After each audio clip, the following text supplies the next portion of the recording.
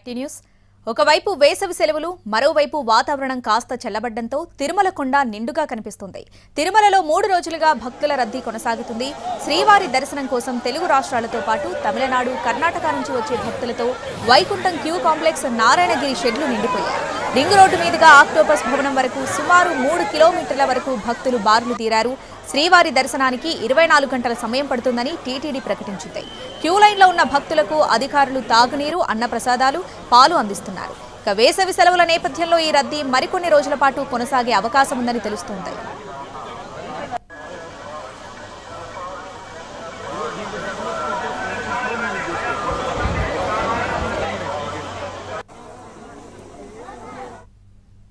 తిరుమల కొండపై రద్దీకి సంబంధించిన మరింత సమాచారం మా ప్రతినిధి మోహన్ ప్రసాద్ అందిస్తారు.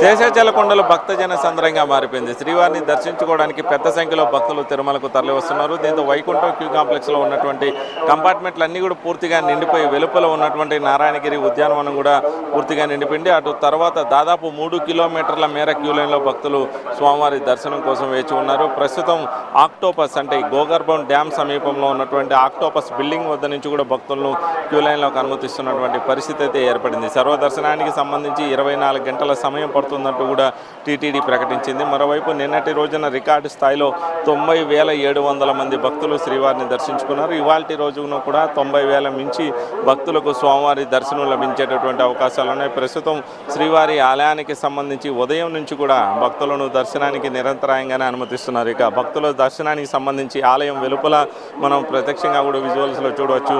మాడవీధులంతా కూడా బ్రహ్మోత్సవాలను తలపించేలా మాడవీధులు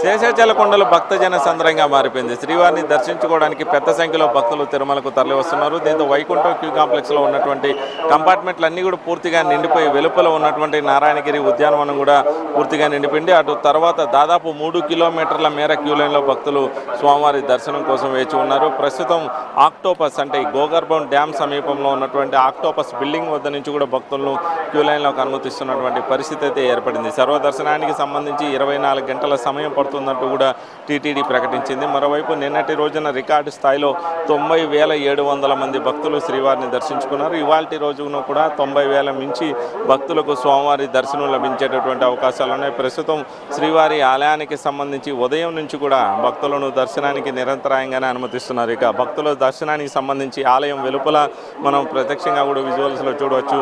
మాడవీధులంతా కూడా బ్రహ్మోత్సవాలను తలపించేలా మాడవీధుల్లో ఉన్నటువంటి ప్రాంతం అంతా కూడా భక్తులతో కిక్కిరిసిపోయినటువంటి పరిస్థితి అయితే కనిపిస్తుంది. సాధారణంగా మాడవీధులంతా కూడా ఖాళీగా ఉంటాయి. కేవలం శ్రీవారి వార్షిక బ్రహ్మోత్సవాలు జరిగే 9 రోజులు మాత్రం ఈ ప్రాంతంలో భక్తులతో కిటకిటలాడుతూ కనిపిస్తూ ఉంటుంది. స్వామివారి వాహన సేవలు మాడవీధుల్లో జరుగుతూ ఉండడంతో ప్రత్యక్షంగా తిలకించేందుకు పెద్ద సంఖ్యలో భక్తులు ఇక్కడికి తరలి వస్తున్నటువంటి నేపథ్యంలో ఆ సమయంలో మాత్రమే మాడవీధులు నిండుగా ఉంటాయి. కానీ ప్రస్తుతం శ్రీవారి దర్శనానికి వచ్చి స్వామివారిని దర్శించుకున్న అనంతరం వెలుపలకు వస్తున్నటువంటి భక్తులు ఒకవైపు ఉంటే, మరోవైపు తిరుమలలో వసతి సౌకర్యం లభించక ఆలయం ఎదుట ఉన్నటువంటి జర్మన్ షెడ్ల ద్వారా సేద తీరుతున్నటువంటి భక్తులతో మరోవైపు వీళ్ళ మొత్తం కూడా మాడవీధిలో ఉన్నటువంటి ప్రాంతం అంతా కూడా భక్తులతో నిండిపోయినటువంటి పరిస్థితి. తిరుమలకు సంబంధించి కేవలం 7,000 వసతి గదులు మాత్రమే ఉన్నాయి.